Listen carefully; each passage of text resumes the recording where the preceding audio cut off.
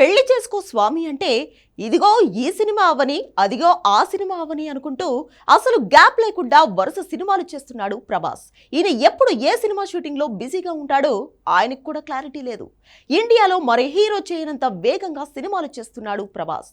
తన దగ్గరికి ఏ దర్శకుడు వచ్చినా కూడా కేవలం 4 నెలల్లో షూటింగ్ పూర్తి చేయాలి అనేది ప్రభాస్ పెడుతున్న కండిషన్.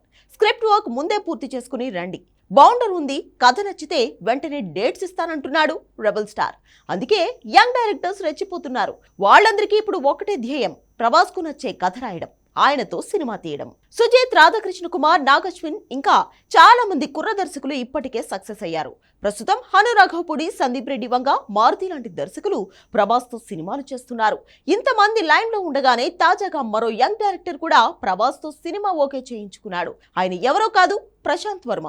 హనుమాన్ సినిమాతో దేశవ్యాప్తంగా ఈయన పేరు మారుమోగిపోయింది. ప్రస్తుతం రిషబ్ శెట్టి హీరోగా జై హనుమాన్ తెరకెక్కిస్తున్నాడు.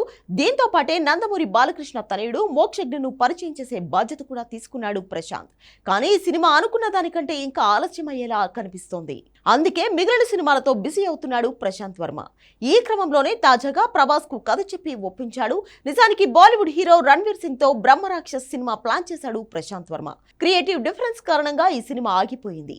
ఇదే కథను ఇప్పుడు ప్రభాస్ ఓకే చేసినట్లు ప్రచారం జరుగుతుంది. అంతేకాదు షూటింగ్ కూడా సైలెంట్ గా స్టార్ట్ చేశారు అని తెలుస్తుంది. ఒకవేళ ఇది నిజమే అయితే నందమూరి అభిమానులకు ఇంతకంటే బ్యాడ్ న్యూస్ మరొకటి ఉండదు. ఎందుకంటే మోక్షజ్ఞ సినిమా ఇంకా లేట్ అవుతుంది కాబట్టి.